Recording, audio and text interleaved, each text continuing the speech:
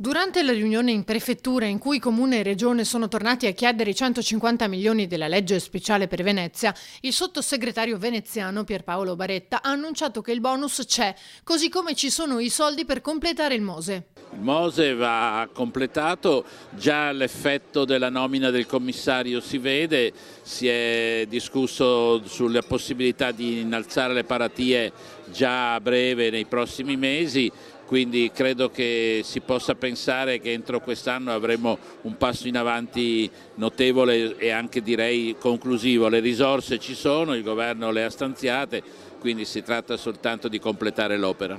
Non ci sono più scuse dunque, il Mose dovrà essere finito nei tempi previsti. Novità dal governo arrivano poi sul fronte della crocieristica. Il governo sta lavorando a una soluzione che consenta di ridurre il numero dei passaggi delle navi dal bacino di San Marco, trovando innanzitutto una soluzione provvisoria che consente quindi già da quest'anno di evitare il problema delle grandi navi e nel frattempo discutere il più rapidamente possibile di una soluzione definitiva, ma adesso quello che conta è prendere il più presto possibile una decisione che riduca il passaggio.